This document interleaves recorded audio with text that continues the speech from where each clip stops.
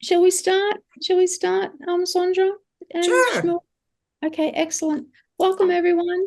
I'm a little bit disorganized. I'm down in Canberra tonight, and tomorrow we're having the Israel Alliance Caucus Foundation meeting with parliamentarians and leaders in the community.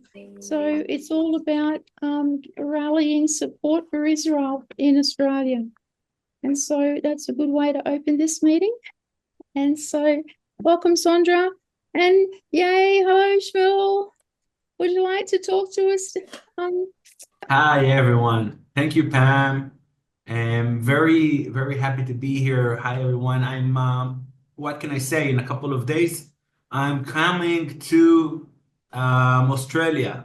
Listen to the crazy schedule. Just to be there in time, I'm going to spend Shabbat in Dubai. And I think the story of where I'm going to be in Dubai is really connected to the story of one of the things I want to emphasize during my visit in Australia. So listen to this.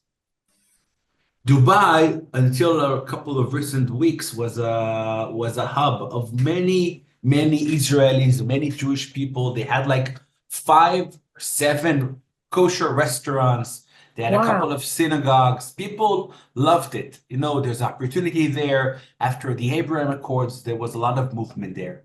But if you remember, a couple of months ago, there was a rabbi who was murdered in Dubai. Yes. You know, we think it's somebody from Iran who came, and I think he ordered him Uber for a meeting outside of the city where he was murdered. They couldn't find his body. It took time. Then he was found. From that moment, the Jewish population of Dubai became like undercover. You go online now, you search for the kosher venues for the synagogue, you cannot find anyone. All the people went like undercover. I don't know what's the situation there. I'm gonna tell you after I'm gonna visit there. It's the first time I'm there. Luckily to me, I know people there personally who lives there. I reached out to them. I said, "What can I do?" They told me this is a specific person. Reach him, WhatsApp him. Oh, I found where to stay. So this story wants to emphasize something. You know, Jewish people throughout the generations in exile, everywhere they went, it was the same situation. They found a place, established a movement there, they lived there, and then something bad happens and they need to go undercover or run away. And why am I saying it? Because the crazy scenario that we're talking about right now in Dubai is something that people are even Jews consider in Australia. I know it sounds far in the future, but it's something real. I reached out to a friend, a Jewish friend of mine in Australia, lives in Melbourne, heard me coming, visit churches, talk with people, Zionist Christians in Melbourne, and this is what he said. He said, Shmuel, I want to join it. I want to come with you to those events. I want to get to know them. I feel that what we're going through, this is what my friend Adam says in Melbourne, what we're going through in Australia is the feeling that the Jews might felt in Europe before the Holocaust, or what the Jews are feeling right now in Dubai. For me, it's crazy. He's a teacher in a school, and he says that every day he goes through a park on the way to the school he's teaching, and every single morning there's graffiti against Israel. And every afternoon, people from the Melbourne Municipal Council come and color it and try to cover it. The next day, it's there again. And this is something that happens in Melbourne, Australia, my friends. This is absurd. This is not normal. It's one of the biggest signs that something wrong, something bad is happening there. Now, Pam and Sandra are going to speak about what happens here in Israel, and I'm going to, there's a lot to speak about what's going to happen here now, but I think there's a lot to say about what happens there and how is the future of the Jewish population there, and what's the calling, expectation, thoughts that friends like you, that are friends for communities in Israel, can do to your local population in Australia. So, and more on that when we'll be there. I hope to see all of you in person. I know Some of you I will see, some of you I won't see, but as many people that I can meet, bring more people with you, and really let's try to make the best of it. I always thank her, but I cannot thank her enough. Pam, thank you for the amazing effort of making this happen. Look at you in Canberra, leading in Australia. What a privilege to have such amazing friends. Joy, you see, she's so relaxed because she's in Israel right now. So all of the amazing friends we have here, and thank you so much, and keep up the good work. We'll see you in Australia. We'll continue to do good, amazing news every minute here. It's exciting time, and I'm sure Sandra and Pam are going to speak about it. And I need to leave you now because I'm driving to the holy city for an important meeting. Jerusalem, here I come. So I wish you all the best. Shabbat in Dubai, and then I'm in Sydney, Canberra, Melbourne, Brisbane, Gold Coast, all over the place. Newcastle. See you guys. Newcastle. Shmuel, Yes. Shmuel, what's your friend's name from Melbourne? Adam. Adam. We're gonna really love on Adam. He will come. He will come to the events in the Melbourne area. He never did anything like it. He's super excited. He's also a photographer. So he's going to take good photos of the events. Very Brilliant. interesting guy. Yeah, you will get to know him. Bye, Outstanding. my friends. I'm leaving. Thanks, Shmuel. Bye. Wow, this is very exciting. So we have to say, Janine and Marion and all of our friends in Melbourne, we really have to look after Adam and show him our love for the Jewish people and our standing with the Jewish people in Australia. We really are making good connections. So yes. So Sandra, what would you like to do? Would you like me to talk for a couple of minutes Yeah, now? you start because you have a lot to say, I know, and then I can pick it up afterwards. All right. I'm only on my laptop, so I want to get to my Word document. So can you still see me if I Yes, do- yes. Okay. So everyone, on Sunday, like all of us, I got up on my soapbox, outraged by seeing the contrast of our beloved hostages in a state of emancipation, starvation, and the thought of the 183 healthy, murderous terrorists that are being released into the residential settlements of Judea and Samaria. Why isn't our government leaders calling the United Nations and get the hostages out, and especially when the ladies were being held by the United Nations aid workers? And so I sent around some of my soapbox around to the SCAFI people, our friends on SCAFI. But I soon understood that that Trump and many other loud voices were expressing the same concerns. So thankfully, it seemed to be quite crowded on my soapbox. So this morning, I was tossing and turning early in the morning, and I wanted to ask the Lord if he was on the soapbox with me. And I felt to really press into him, and I felt his heart.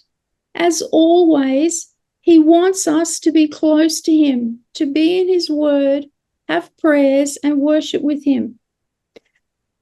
And of course, we have the news now that Trump has just set a 12 p.m. deadline for Saturday to release all the hostages, or all hell is going to break out. So we're in hard times, and there doesn't appear to be an immediate reprieve at the moment. It's like the woman in the birth pains must endure the whole 9 months until the delivery.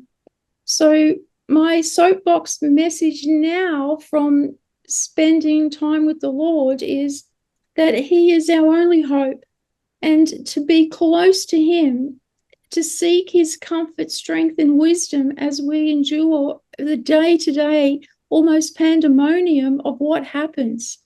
So if we can, the proverb says, I love those who love me, and those who seek me find me. So I'd like to pray that the Christians and the Jewish people, Christians and the Jewish people who are not as strong in their faith as they should be, I pray that in this time they will begin to read the word and come in to the peace that the knowledge of the Lord gives us as we watch what happens day to day. Almost world-shattering events happen since Trump has been elected. The whole world is just changing so much. And I'd like to offer a prayer for the families of the hostages, that there will be a peace in this ultimatum, that we will know the ones who are alive will come home, and the ones that we know are not alive will still be released and come home. So that's my soapbox, and thank you for listening to me. Sandra. Thank you, Pam. Thank you, Pam. It's, you know what? It warms my heart, and I wish I could put you on Israeli television, put you all over the country, because it's so important for people in Israel to hear that we do have friends and supporters outside of Israel. Just before we started the meeting tonight, formally, a few people had gotten on, and we had a little bit of a chat about the BBC. And there we put in the chat, there's a link to an article on Ynet News, which has in it a short clip of an interview between the BBC and Herzog. And the BBC, like many others around the world, are equating something that cannot be compared at all. The way, they're claiming that the way these hostages were released is just the way Israel treats its prisoners. And, I can't even begin to go into how that is so corrupt and disgusting and it's so not true. That's a subject for another thing. But just as an example, like what Shmuel was talking about, how what we're seeing now is anti-Semitism everywhere. And you can imagine that people in Israel, sitting in Israel, watching the news, seeing this BBC, seeing all this other stuff going on, including the anti-Semitism that's going on in Australia, it gets full coverage here in Israel, and feeling like nobody out there cares for us. And one of the most important things that Christian Friends of Israeli Communities has been doing for years, but even more importantly, in the last year and a half, is to have a voice that reaches Israel. So that's what I'm saying. Pam, I wish I could put you out to everybody, but the work that we do and the people that we bring to Israel, and unfortunately, since the war began, very difficult for people to come here. Thank you, Joy, for coming. Joy is now in Jerusalem, which is fabulous. But, just the activities of CFOIC, when we bring this kind of support to the communities, is also a way for people in Israel to know that there are, despite all the horrible news, there are people out there that care, and that's really important. So to the issue at hand, what is going on with the hostages, and what are some of the sentiments and dilemmas that we face here in Israel?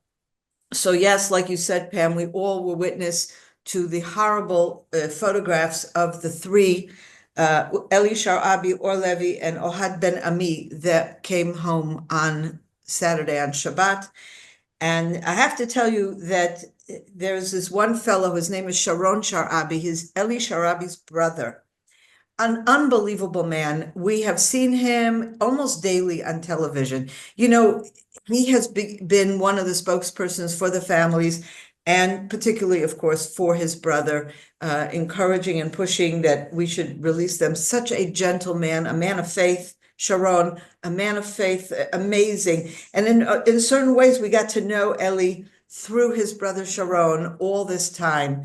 And Eli came, and we had been seeing pictures all along of Eli Sharabi, kind of not a slim man by any means, round face, guy, and all of a sudden to see him step out of that van and move into Israeli hands, we were shocked. We didn't recognize him. In fact, even his family said that they had trouble recognizing him. So skinny, so haunted looking, and like so many of us have said, looking very much the way the Holocaust survivors looked in 1945 when they were, liberated from Auschwitz and all the other concentration camps. And no question, they were starved. They were kept in terrible conditions. One thing, just by the way, what we saw when Sharon met his brother, he had on a prayer shawl. He put it over his head. And as he's hugging his brother, he closes his eyes and he recites the Shema. Hear, O Israel, the Lord our God, the Lord is one. And for him, and he'd been talking about this before and after. For him, it's such an act of faith, and all that they had gone throughout this terrible time, to be able to still say, thank you, God, for the miracle of bringing back my brother Eli was just such an amazing moment. And unfortunately, what Eli did not know, when Eli was released, the first thing he said to, actually, he said it at first to the Hamas. He said, I can't wait to see my wife and daughters. What he didn't know was that his wife and daughters had been murdered. And we all knew this, but he was so cut off from the outside world that he had no idea. And the Hamas people laughed. They laughed. And unfortunately, he didn't find out what really had happened until he got back to Israel. And then the family had to break him that terrible, terrible news. And leading up to this, we would hear Sharon talk about the fact that they really hope he knows, because it would be so difficult for them to have to break this horrible news. And this man came home with no family. He has brother, he has a sister, he has parents, but no, his wife and his children gone. And there's another brother, by the way, Yossi Sharabi, who we know, whose body is in the hands of Hamas in Gaza. He was also kidnapped and he was killed while in captivity. So such a tragedy, that family. There's another family, Or Levi, who he and his wife had gone to the Nova party. They had one little baby. At the time, he was 1.5 years old. And they left him with the grandparents and went off to the party. He was kidnapped and he did not know what had happened to his wife, but it turns out his wife had been killed in that they were both together in one of these shelters where so many people were killed or others were kidnapped. And his wife was in that, and they found her body, a day or two later. And again, so this little boy was being raised by the grandparents and by the uncles this whole time. And they kept telling him, Abba's gone missing and we hope he'll come soon. And, he finally was released. And he also only found out that his wife had been murdered when he was released, although he suspected it might have been the case. And when he first met his son, who is now 3 years old, the son said to him, Abba, what took you so long to come home? And it was such a poignant moment, So these are the kinds of stories that we're hearing, and just another story that I just want to share some of these. Before we get to the nasty parts, I want to give a little bit of light. There's a young woman, Agam Berger, who was released and last week. And she was amongst those girls, those women soldiers who were, looking at the screens, and, that was their job. And she's very talented violinist, a musician. Anyway, it turns out that the entire time she was in captivity, she kept Shabbat to the extent that she could. She didn't want to eat any meat, not that there was much meat offered to her, but whenever there was, she didn't want to eat it because it would definitely not be kosher. And she was constantly praying, and she gave such encouragement to the other girls around her who are not usually the type who pray, but she prayed with them and for them. And for them, it was such an uplifting kind of thing through the hell that they were going through. They were able to have this bit of faith that they held on to. And, all of these stories remind me of a conversation I had many, many, many years ago when I was in university. And I was taking a course about, it was called Modern Political Movements. And one of the movements that we studied was Nazism and the Holocaust. And the professor was not Jewish, a very kind man. And he had studied a bit about the Holocaust, but he knew, the historical parts. But not being Jewish, he really didn't understand a lot about who Jews are and what we're made of. And there was something about one of his lectures that really disturbed me. He really was talking about to what extent, were the Jews just went, at that point, there was a lot of people said, oh, the Jews just went like slaughters to the slaughter, sheep to the slaughter. And why didn't they rebel and all that kind of stuff? And that's not a thing I want to go into. But I remember feeling like that's only a very small part of the story. I went into his office and I had a conversation with him. And I said, I personally know Holocaust survivors who, despite being in Auschwitz, they tried very hard to remember what day was Shabbat, which day was Passover, which day was Hanukkah. If they could, they lit a match. Okay, they found a match. They lit a match. They didn't have candles. They lit a match on Hanukkah. They lit a match on Friday night. They said a prayer. There were people who knew the prayers by heart and would say them for everybody, trying to hold on. I said, this is not just about faith in God. This is about holding on to your identity and not allowing these horrible Nazis who tried to erase everything about us, not just kill us, but erase who we are, erase our humanity, that there was something about these people holding on to that, whatever they could, that was defiance. That was a way of saying, we are Jews, we have an eternal faith, we are an eternal people, and whatever it is you do to me, you are not going to ever destroy the Jewish people. And I see in some of these things that we're seeing that has been going on with the hostages, with prayer, with other stories we see, the fact that they held on, the fact that they didn't give up hope, the fact that they were still alive is a testament to that refusal to give in to this sadism and horrible evil of their captors. So I just it's important to keep that aspect in mind. Now I just want to, we've seen the terrible pictures, and Israel's right now in a dilemma. First of all, is there something we can do? On the one hand, the whole deal is terrible. The fact that we've released so many hostages, the fact that just yesterday we pulled out of the last important strategic point in Gaza. We pulled out of the Netzarim corridor as part of this agreement. There's only one place left, and that is the Philadelphia corridor. Everything else we've pulled out of. We pulled to a perimeter, okay, at the edge of Gaza. And we've already given up so many, almost all of our pressure points. We continue to bring in the humanitarian aid. And the fact that we give any humanitarian aid at all, something that nobody in Israel wanted to do, was only because of American pressure.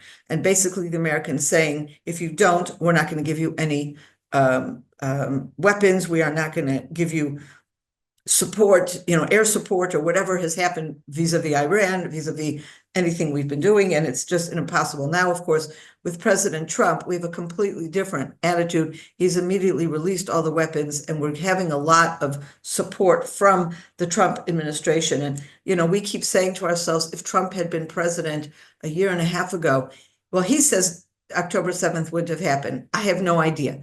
But even if it did happen, I think all of this would have been over long ago, because he would have given us full support to go the full gamut, to cut off all humanitarian aid and to really go full steam ahead, which I believe would have enabled us to see the hostages back. Question is, what do we do today?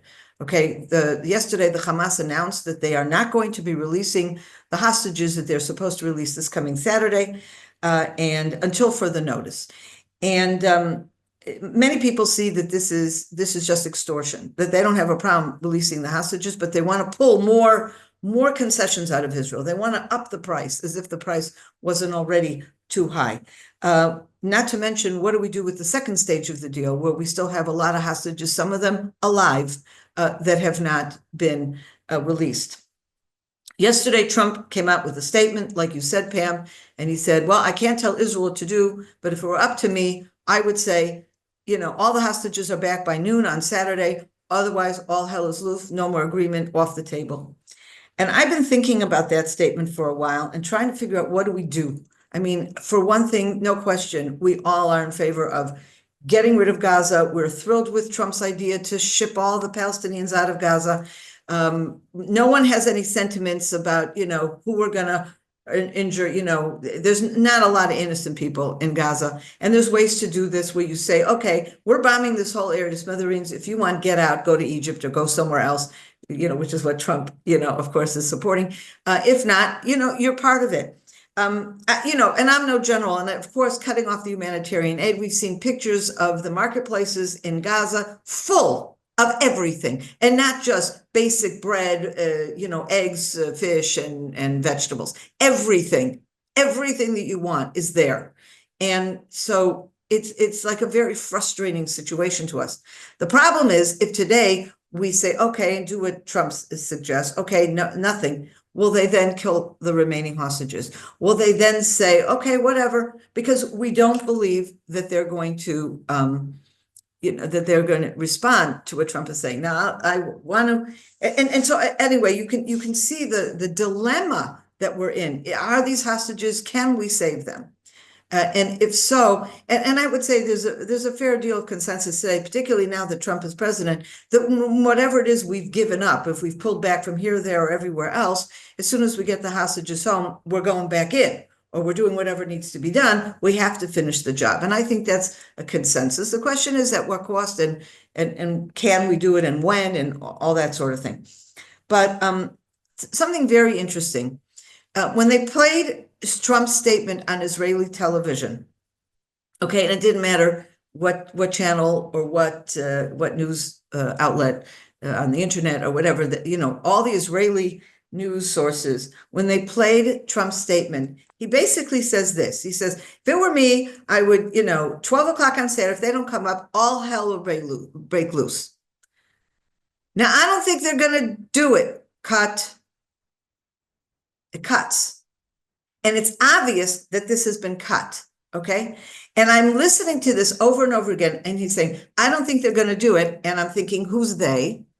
And it cut off the rest. And I'm thinking, what is it that they cut off?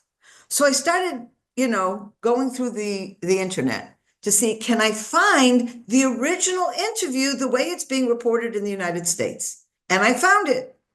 And this is what he says. Now, you probably saw the unedited version because you're not watching it in Israel. But this is what I discovered he said. He says, and they're probably not going to do it because most of them are dead anyway.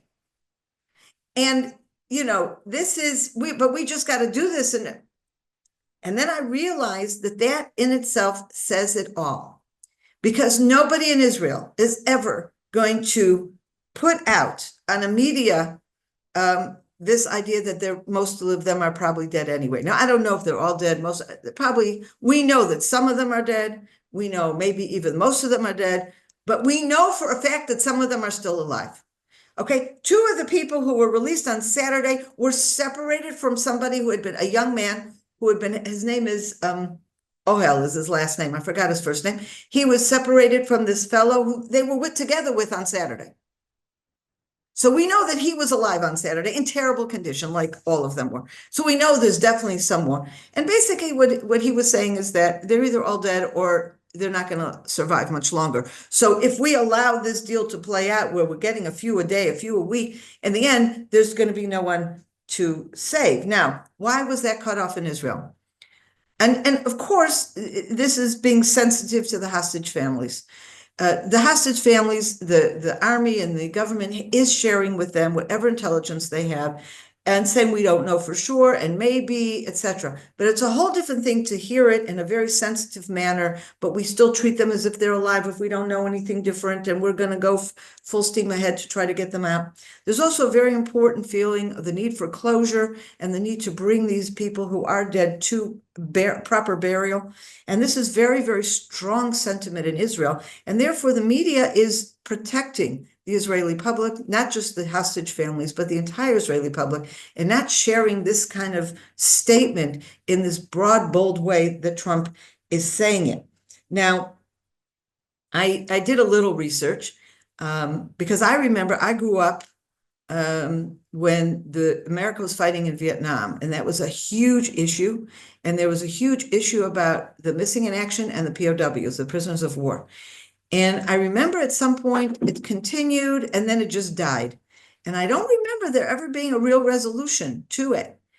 And I looked it up, and there are about 1,500 American soldiers who have never been accounted for in the Vietnam War.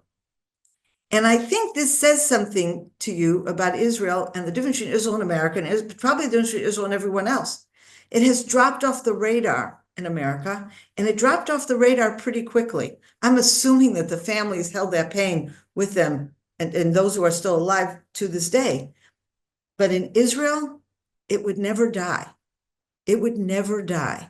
And the idea that we have people there, whether alive or dead, who we don't know what happened to them, and they're not back with us, is a huge hole in the hearts of everyone in Israel, not just those who's their families.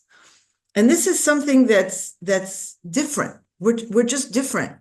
There was a big rabbi who came here a few days ago to give a talk, and part of it was Q&A. His name is Rabbi Eliezer Melamed. By the way, he's a rabbi who has been very, very supportive of the whole, my relationship and others with Christians. And for those of you who know Hayovel, he is the rabbi of the community that hosts them. He's very, very a wonderful, very deep thinking, important rabbi. And what he said about this whole hostage deal and all the prices that we've had to pay in releasing terrorists and withdrawing from territory, he said, there's no question from a legal point of view that this, from a Jewish law point of view, that this is a bad deal and we should never agree to it, even though Jewish life is paramount and we need to do everything we can to save a Jewish life and to protect a Jewish life, or to protect a life in general. When it comes to, if you have to pay a price that is too great, we can't do it. Okay. And that's what he was referring to, the fact that in releasing all these terrorists and withdrawing from the territory, you're going to be creating more terrorist attacks and more fatalities in the future. And so he said, no question, it's a terrible deal and we should never have agreed to it. And then he added another statement. He said, but I think the Jewish people are not able to follow that legal principle. We don't have the heart to say, no, I'm sorry, this is not a wise deal. We shouldn't do it. And that said so much to me.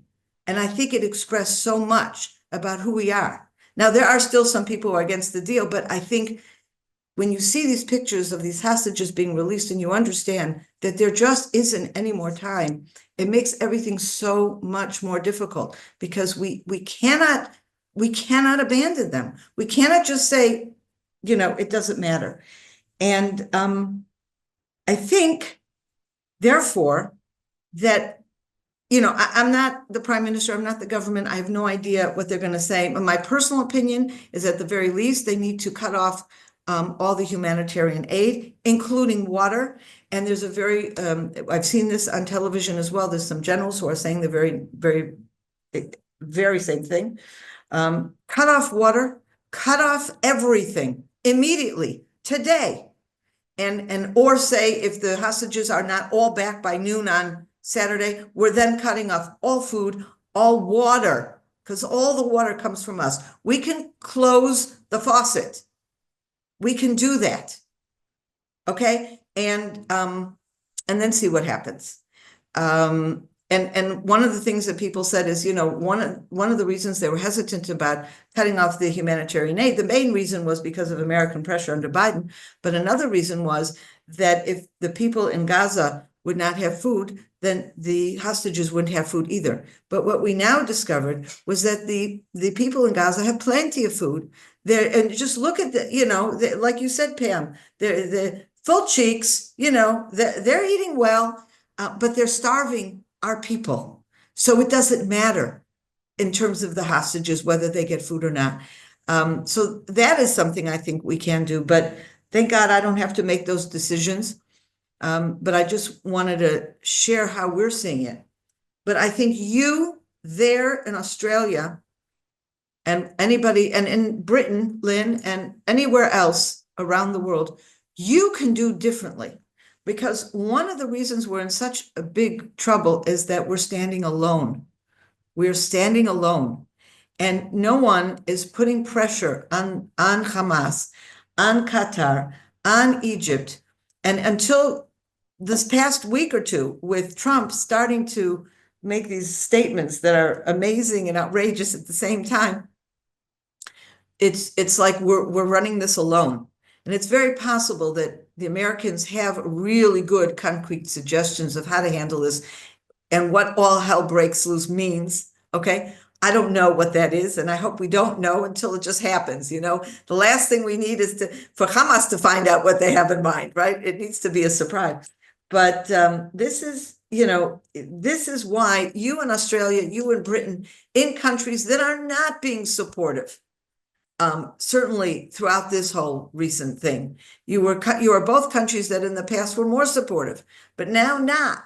And you really have an important role, I think, to direct your statements, your horror to your own leadership. And I think that could make a real difference. So that's basically what I had to say today. Happy to hear from you. Questions, Pam, if you want to add something. Well, I think that what you're saying is right. I don't think we can any longer just stay silent and leave it to somebody else. I think we really do have the opportunity in this federal election to step up and say we need to have some politicians who are on Israel's side, because ultimately that means it's a benefit for Australia to bless Israel and not stand against Israel and divide the land. Every one of us are Bible scholars that know those scriptures. And I think it's Joel chapter 2, chapter 3, whichever Bible you're in. So we should be, stepping up and speaking out. And I still proclaim that the most important person to talk to is our pastor at the level. We had a magnificent event in Queensland where the denominational leaders got together and put an affirmation that we will stand with the Jewish community in Queensland, even though Queensland isn't having the horrific synagogue attacks and the car attacks and the graffiti to the extent the southern states are. Finally, we have the denominational leaders united together telling the Jewish community, we're standing with you. So this is a huge step forward to bring the Christians out of the cupboard, right, to start standing up. And so we really want to work forward. And of course, because it's Queensland, I'm straight on to our SCAFI guys to say we need to connect with these senior pastors, these leaders, and let's have conversations and move forward into some kind of friendship events or even information events. So hopefully 2025 will be answered prayer, and the work that we've set up in 24, let's keep praying and keep tapping your pastor on the head. I think that's the main group. Because in Queensland, ladies and gentlemen, I did a quick search of how many Christians there are in Queensland. 2.6 million out of the population of 5 million. So we have a platform and we have a great number of people, and that's just in Queensland. Imagine if we could just rally even the 600,000 of them, but the 2.6 million, imagine the formidable force we would be not only unto the Lord, but to our nation. I want to add one thing to that. I want to add one thing to that, Pam, and I think what Pam is saying is absolutely critical, to turn to your pastors. And I think Of course, I want to encourage you also to go, if those of you are in the areas where Shmuel's going to be, to go to the meetings. And that will be an opportunity, first of all, to get more in-depth information from him directly, and as well to see who else is there. Because that will be an opportunity for you to network with people in the area and to plan ways, approaches to the local churches. But I want to add to that. Don't, Pam, I heard in you when you opened this meeting a tremendous amount of anger and frustration, and that's wonderful. I want every one of you to take that anger and frustration that you feel when you see the pictures of those hostages being released and direct it at your politicians. Okay, Yes. write emails, make phone calls to their offices, to your federal politicians, to your state politicians.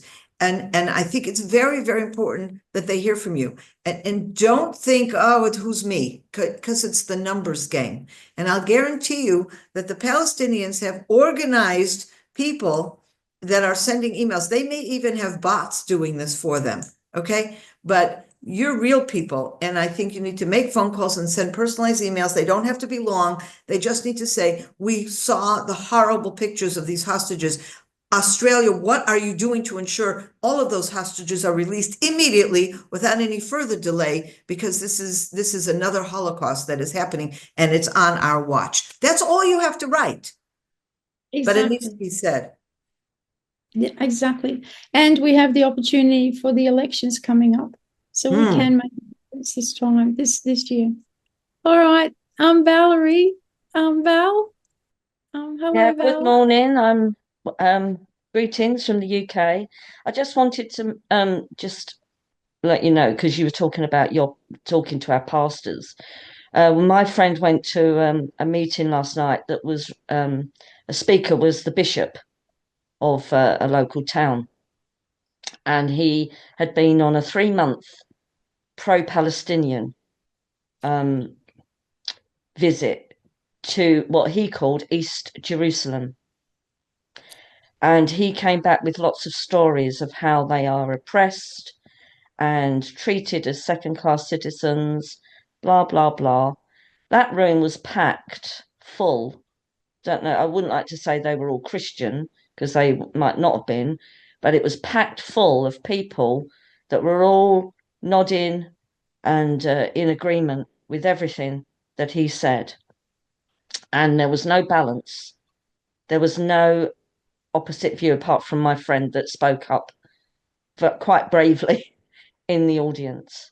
But these are all so-called educated, middle class, moneyed people from a very wealthy area in the UK. And this is what is happening. They're winning the propaganda war. They only showed them the poor Palestinians. They were selective. They didn't talk about the fact that there are Arabs in the Knesset or running banks or doing other things in the country or fighting in the IDF or in the police force. It was all the poor Palestinians are being oppressed. And this is what we're up against, I'm afraid, in the UK. And this is what is swaying public opinion. And there's very few of us, even in our churches. If I mention Israel, I'm ostracized immediately. So this is what we're up against in the UK. They're winning it. We're getting it on the BBC every night, where they are just getting all of their information from Al Jazeera, which is obviously an Arab outlet. And it's Qatar. It's Al Jazeera is owned by Qatar. It is considered to be a mouthpiece of Qatar. Qatar is the country who has supported Hamas for years.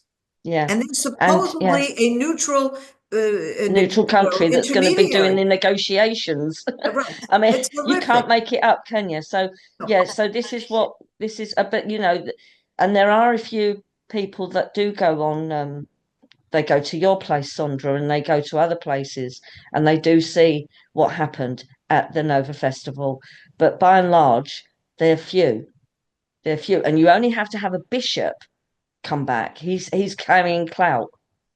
And that's the thing. You've got a man, I'll write to him, but you've got people in positions of authority who are now swaying the people in their congregations. So this is Wow. what you're up against here. Amazing. But I'm sure also there's similar things happening in other countries. And this is why it's so important that Shmuel's meetings are mobbed with lots of people, because it's a numbers game. Okay. It's not just how many people were influenced, but you yourself say, oh my gosh, the room was packed and they're all sitting and nodding. I want the room to be packed when Shmuel is there and everybody sits and nods. At least that gives it a somewhat, even, or not even, but it kind of helps the playing field. You can't get them along though, Sandra. Remember when you came to Eastleigh and you spoke in Danny Stupple's group? There was let's say 50, 60 people. They're all well-known local supporters of Israel. You can't get anyone else to come along. They won't come to those meetings. This is what we're up against. No, I agree. But you know what? I keep saying there are people who do love Israel who are content to stay home. We don't need to be going after the people who agree with the bishop. We just need to find the people who agree and support Israel, but think they can stay home. And they need to understand they can't stay home anymore. I agree. Yeah, it's now time for us to stand up. This is the moment for us to speak out and stand up. The time for silence is over. The time to sit on the fence is over. We've got to be very proactive now. And, all power to your elbow, Pam. And I pray that the Lord will bless every single meeting that you're organising, and it'll be, well attended, because you're doing a fantastic job there. Yeah. Okay, so we have some questions, but it's very interesting what Edwina and Lex just put up on the chat. So this Dave Sharma, he's coming to our meeting tomorrow, and he get that the town, which must be, I don't know, somewhere. It's not Tari, Edwina, Lex, is it? They had a member of parliament come up and speak, and I can imagine that it was a public meeting and well attended. One of the things in my head would be a wonderful thing to have a public square, a conversation, a public square. So if I can have some time through the year, I would love to organise that. Coffs Harbour, excellent. And so, yeah, look, great idea, and we should do more of this. So Diane, how are you, Diane? I'm fine, Pam. Diane's our number 2 host, everybody. She's going to look after Shmuel in Newcastle. Next Tuesday, exactly. Yes. I just wanted to follow up on what Val just said. We had a very, very pro-Israel Anglican minister here in Newcastle. He's since passed away, the Reverend Stan Colfax, and he asked the Bishop of Newcastle. He used to hand out all the Jewish stuff that he got, everything that from CFOIC, from ICEJ, from Bridges for Peace. I did not know he had passed away. He was such a dear friend. He died in October 18 months ago. Oh, okay. Bless his heart. And he spoke to the Bishop of Newcastle, and he said to him, why is the Anglicans in Australia so not interested? They're so pro-Palestinian. And he said he was told that the voice for the Anglican Church in Israel is the Bishop of Jerusalem, which is in East Jerusalem at St. George's. And he is so pro-Palestinian, he can't even say the word Jew, I don't think. And he is the one who sends all the reports back to London, which then goes all around the world. And that's why the pro-Palestinian attitude has come through the Anglican Church, except for Africa. Africa stands up for Israel, and they do not support this bishop from St. George in Jerusalem. I just thought I'd throw that in just to give it a bit of balance, because it's not just the Anglican Church in the UK. Wow. Can I just ask his name, please? Diane, his name? Unmute yourself, Diane. Diane Imeson. No, the name of the bishop or the pastor. I don't know the name of the bishop, but he's St. George's Anglican Cathedral, I suppose, in East Jerusalem. Okay, thanks, Diane. Joy. I could probably find out who this bishop is, actually, seeing I'm here. But look, it's probably old hat now, Sondra, but just going back to Qatar and the hostages, I heard right from the start, if America would only threaten to close their base in Qatar, that they would have put pressure on Hamas straight away and the hostages would all be released. Do you think that would have been a possibility? Absolutely, and it's something I said myself on many occasions on this forum and others as well. No question. We lost tremendously under Biden. Now, with regard to Qatar, I'd like to see what America wants to do with that. Who knows? I don't know. But it might come. It might come. But look, while I've got the floor or whatever it is we're on, just to say, yes, I'm here in our lovely city of David. And can I just urge people to come, do not be afraid. Yes, it's cold, but if I'm thinking of the cold, just brings to mind the little soldiers and the hostages. So how dare we complain? How dare we complain? But yes, your people, Sondra, we can stand in awe and amazement. I know the majority of the soldiers are from Judea Samaria, aren't they? And I saw recently where they can spend 27 days in reserve duty and your secular soldiers only 10. it's not, no, what it is that, no, the same number of reserves, they're talking about averages. Majority of the soldiers are not from Judea and Samaria, but there's a very the presence of Judea Samaria soldiers in relation to their numbers in the country are way up, more than from other places. But there's plenty of secular soldiers who are incredibly Zionist and are fighting side by side with the soldiers of faith yeah. But yes, we definitely have a much stronger patriotic spirit of faith coming out of Judea and Samaria than in most other parts of Israel. And of course, you now have a lot of widows and orphans, don't you? Yes. Fiancés and bereaved parents. And I might cry, Sondra. It's heartbreaking. It is. It's heartbreaking. Absolutely heartbreaking. Anyway, that's me. I don't want to say any more. Bless you, though. Thank you, Joy. Yes. Joy's heart has been for Israel forever, for just ever. Bless you, Joy. Bless you, Joy. All from Hashem, not me. Yeah. Even that I'm here now, I mean, who decides to come on Monday and flies out Wednesday? But I didn't have any peace until I said yes. And there happened to be underlying reasons why I'm here, but that's okay. That's okay. Yeah. It's just great to be here. Great. Gail, nice to say hello.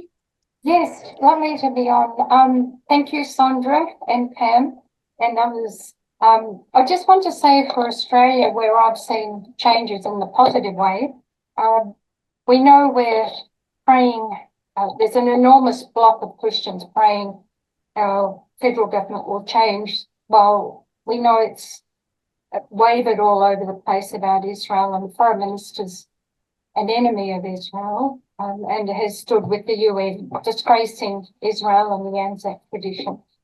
We believe there will be an absolute change and the election should be in the next couple of months.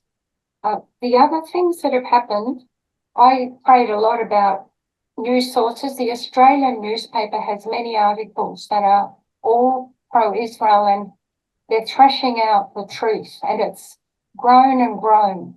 And they get letters in with some opposition now, but it used to be the other way around. It used to be so many letters were pro-Palestinian, and now it's Jewish people, Christians and others, truth tellers, who've taken over the letter telling.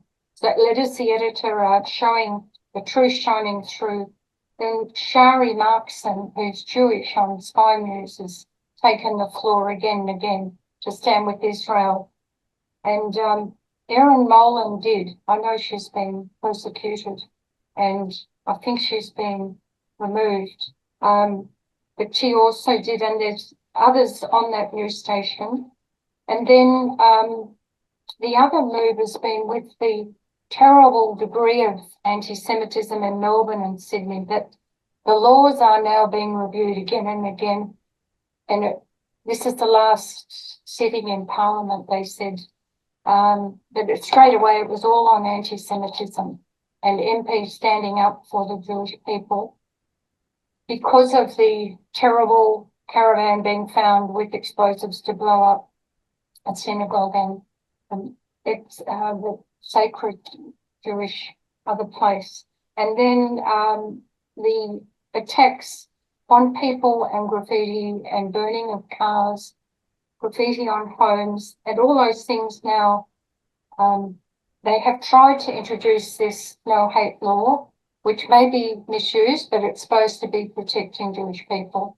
It may be misused by people saying they're vilified if we mention any subject whatsoever. So praying that's used for good use. And Christians prayed an awful lot on Sunday when the first time in 15 months the Jewish people in Melbourne gathered on Parliament House steps because this Palestinian man has been there 15 months with reaching out to people, and we know there would be many curses put on those steps, etc. The police, because there was a permit in place, the police kept the peace, and we believe prayer was the reason God held back the enemy. And the Jewish people were able to have 3 speakers to sing and dance and pray. Praise God. But there was no altercation. So that was just the breakthrough. And I'm sure it'll lead to more. But that was because the Jewish people had reached a point and they formed the Lions of Zion, where they thought they had to make a stand. Unlike Hitler's Germany, where it was better to lie low, this has come to a point where they've had to regain their voice and be allowed to be out in the public. So thank God for that. So I'm saying this too because as I listened about England, we felt very much that's how it was. But with prayer, action, writing to MPs, lobbying, Christians standing with Messianic Jews, Orthodox Jews, things have changed and are changing. And other small acts to show just our concern for Jewish people is to write to people in synagogues and visit with gifts and just say, we're with you and we're heartbroken and we've been praying all along. You know, just those sorts of small acts, as well as contacting MPs. It's quite hard to approach pastors. I find I have to approach a church and find out who's pro-Israel in that church rather than going to pastor.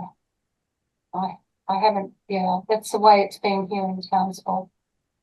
Yeah. I find out which ones are. There's a few. Yes, Otherwise, it looks like you're trying to cause trouble. I mean, you have to earn the right to bring up that subject. But you'd never know, because the Salvation Army's hosted wonderful talks with Jewish visitors, and Northreach Baptist had the Israeli ambassador just before, was in September 2024. He came up and there was Bridges for Peace and Ian Warby was there. It was a discussion on Israel before the whole thing turned upside down. So you never know what God will allow, and a church may just offer their venue, but at least they're brave enough to do that. And it still says something, So we can pray those little steps are taken. And God is definitely breaking down strongholds, and we're trying to win back, educate the ones who have no idea that God has chosen Israel, given a covenant will never break. You know, one by one, you speak to Christians and share that. You know, That's by excellent. saying I'm praying for Israel 5 times a week on Zoom or whatever it is. You know, there's a way of breaking the ice without actually causing an issue, but that's up to them to respond to. Yeah, that's excellent, Gail. Excellent. And it's wonderful that you're praying for Israel. I think I've met you on some of the Zooms, and it's excellent ideas. And of course, I do. I mean, it's common sense that we approach our pastors with wisdom and discernment. But I think I think overall we can in the proper environment. You're absolutely right. Thank you, Yes, Gail. and Thank it you is so like much. Bonhoeffer. I'm still reading his biography by Eric Mantes. The steps he took as the persecution grew, and the way he could see all the compromises within the church, and he kept speaking up to get a group who would stand for just the pure word of God and not compromise with the government German church that was going to be anti-Jew. You know, he was very clear, and his role model is profound for us. You know, all the way paid with his life. Amen. Excellent, Gail. Thank you. Thank you so much for your contribution, Gail. It's coming through to 9 o'clock. So, Diane, would you like to make your comment? I will just quickly, just following on from what Gail said about Sky News Australia, and we are not connected to Sky News UK. We have to make that very, very clear. Earlier in the year, or last year, Pauline Hanson of the One Nation Party tried to get up an anti-Semitism Royal Commission and was held down by the ALP, including our Prime Minister and our Foreign Minister.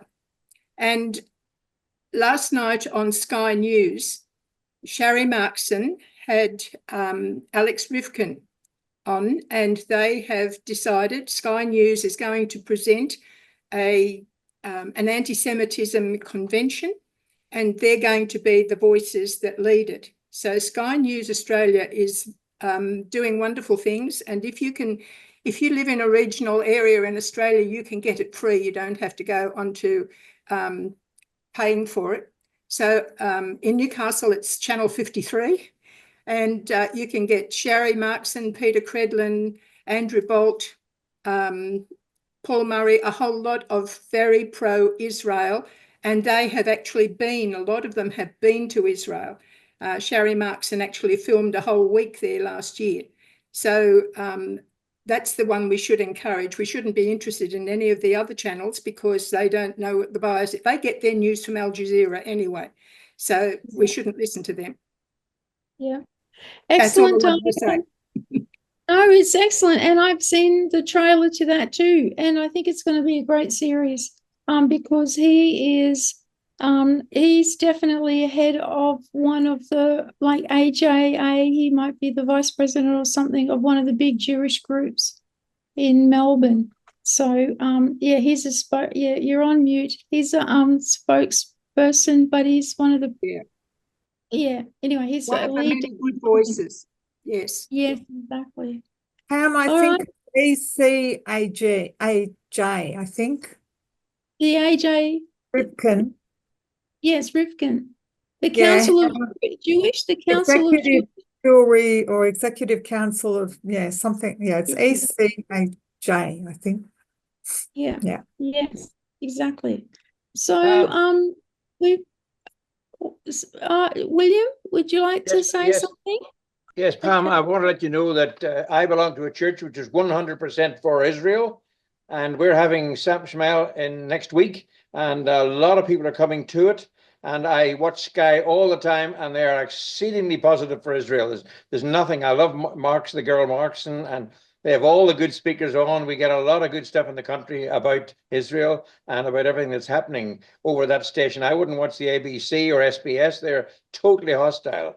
but the Sky News is fantastic. All of the people are very supportive of Israel. And there's a lot of people in Bendigo, where I live, who are very supportive of Israel.